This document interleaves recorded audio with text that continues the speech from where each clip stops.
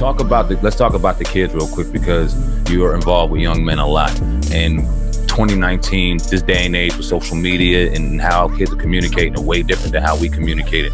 Talk about bullying and to talk about what the peer pressures of which you see children are going through and young men are going through in particular, and how it's different from what we went through in the past.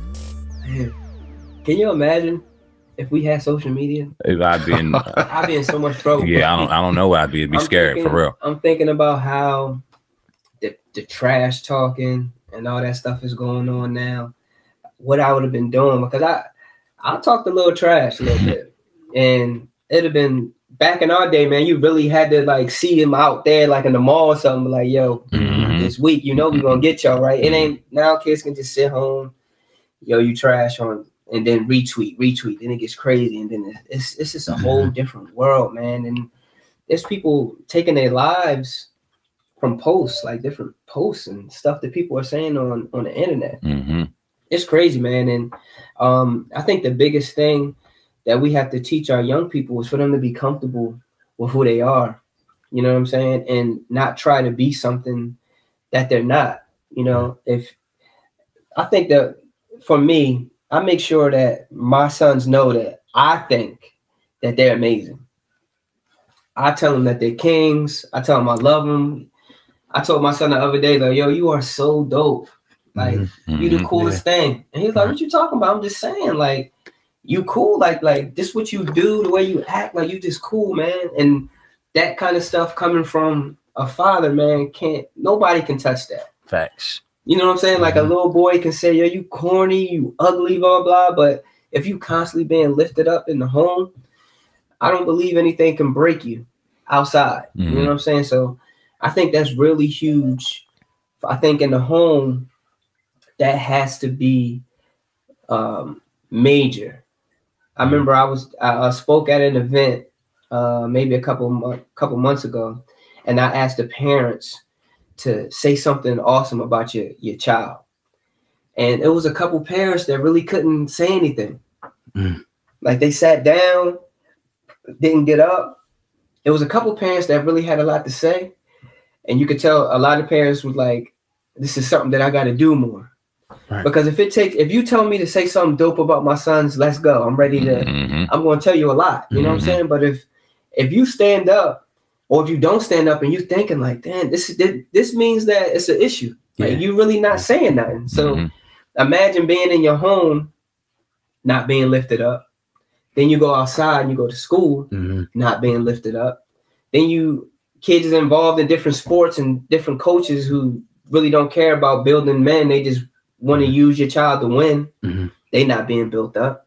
So there's no place for that child to be built up. So you can understand why the bullying thing is so crazy, because nobody is really explaining how awesome that these kids are. You know what I'm saying? And at the same time, we need to talk to the people that are doing the bullying as well, because there's something within them making them feel like it's comfortable or it's okay to do that to others.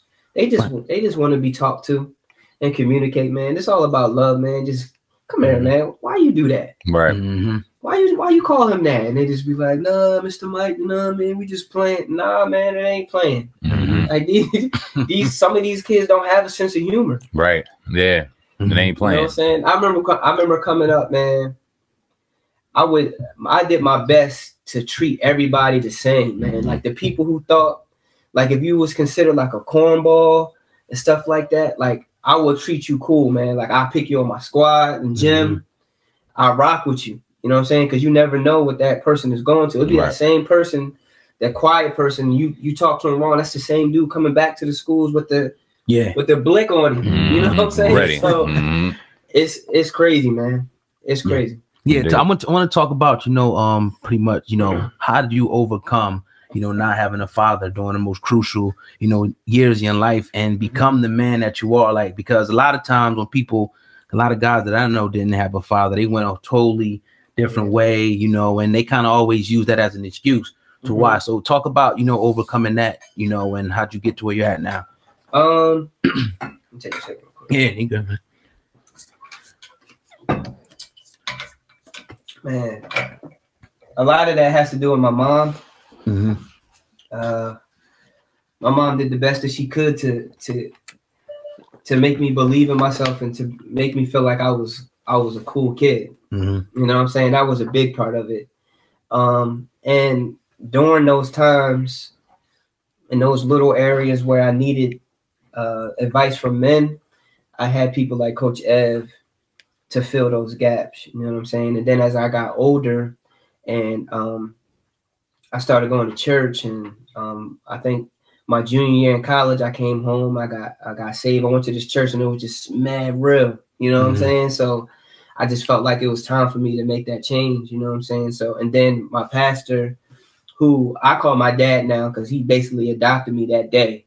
You know what I'm saying? And always been there since. I was just with him the other day. Like, he's teaching me about firearms and the safety about firearms. I never thought I would hold a gun. Mm-hmm. You know what I'm saying? Because I was always kind of like, I don't want to say I was scared of him, but it was just something that I never thought I'd be doing because that just wasn't my thing. But he told me a whole different thing. You know what I'm saying? It's like, yo, it's okay. You know what I'm saying? Like, you can just know the safety of it. It ain't like you going out when we trying to shoot people. It's just that you understand it, and if you ever had to use it, now you know what I'm saying, I understand. I feel comfortable with it now. You know what I'm saying? I feel comfortable with one in my home.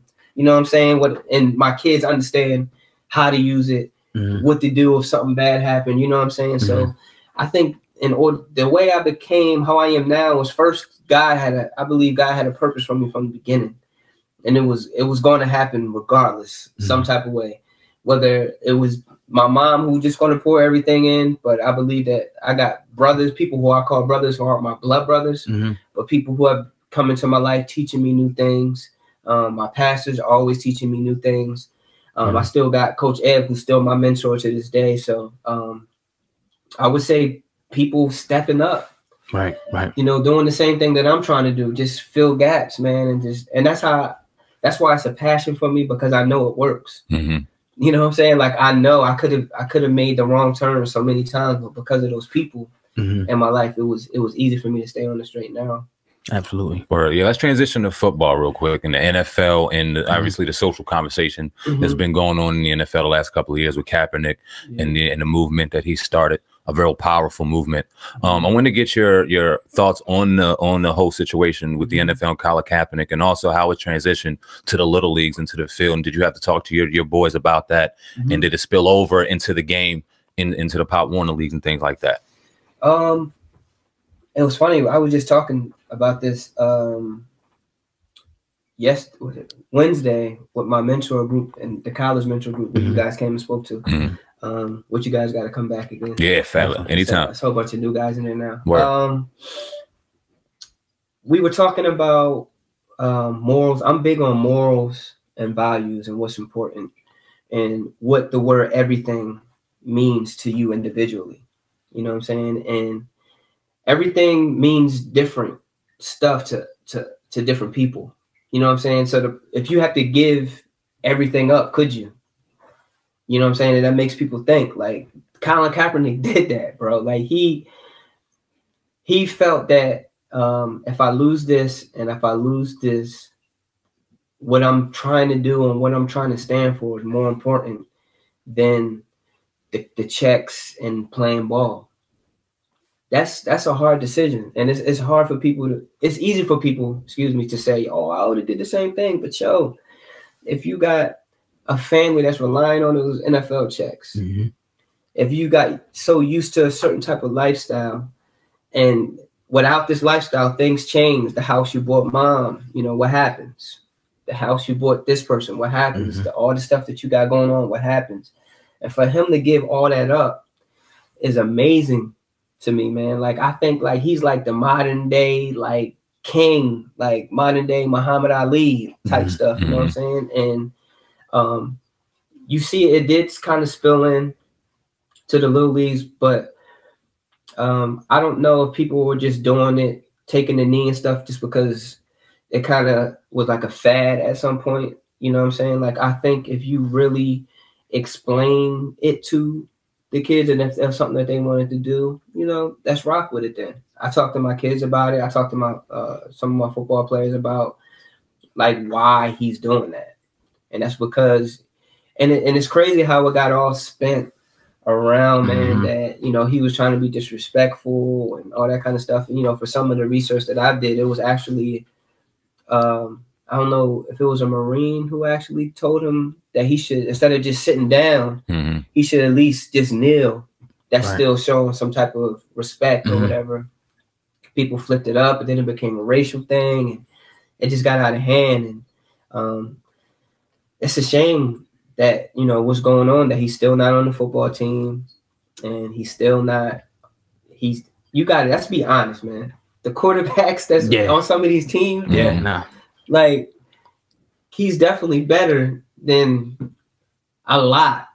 Absolutely. A lot. And I think we would agree with that. But oftentimes on this podcast, when talking about Kaepernick, I know me personally, and I can say, oh, God, you can attest to this. And if you can't, let me know. But I say that he shouldn't even want to go back to the NFL. I think that if he does go back, it kind of takes away from all the power that he's created now. Because not only do you take criticism from all these nasty people who can't stand you anyway, the second you throw a pick, an interception, you do something wrong on the field, you got to go and put yourself to the will of all these people that's going to play away, the racist comments, this, that, and the third, them critiquing you, on top of the fact of getting injured. You left the game, although very controversial, well in health, well in mind. You got a nice contract from Nike. You're still receiving money to compensate and take care of your family. Why even go back to the NFL? What's your thoughts on that? Man, that's a tough one, because we all got dreams, man. You know what I'm saying? Like, that was my man's dream.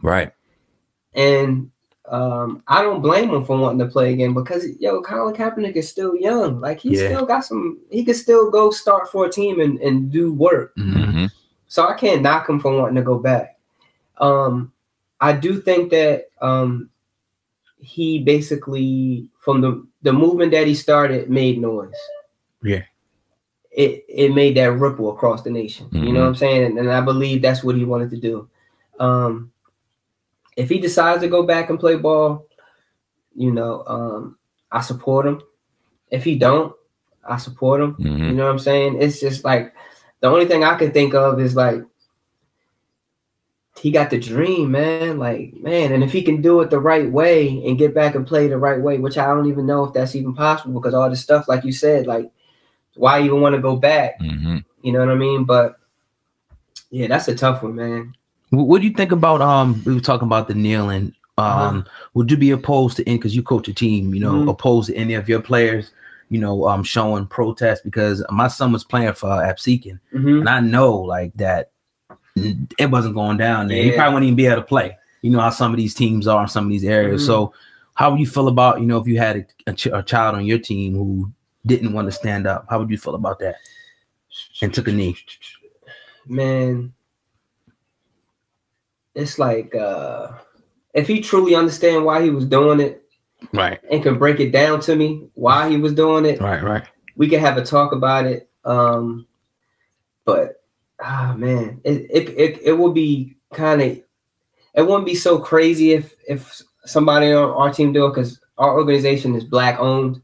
You know what I'm saying? So they understand, like, most of our coaches are Black, so they understand the climate, and they understand the reason why people want to do something like that.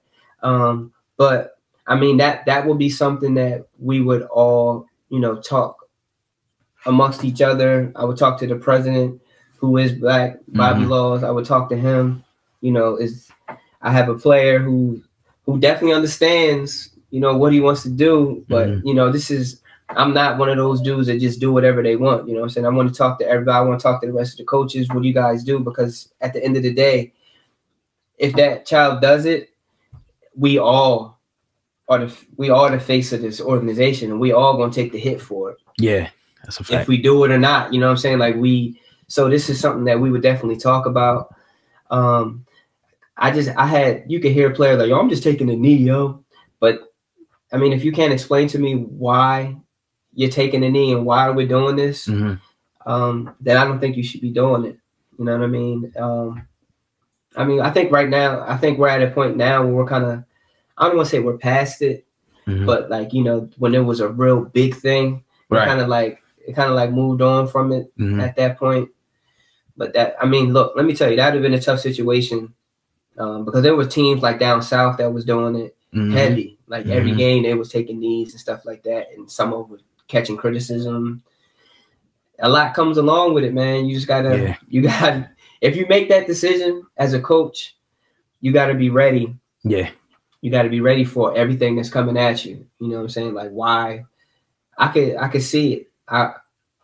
As a coach, you gotta be built for the criticism and the things that's gonna come your way for certain decisions that you make. So if I was to allow one of my players to do that, it will be something that we talk amongst each other about. I talk to the coaching staff.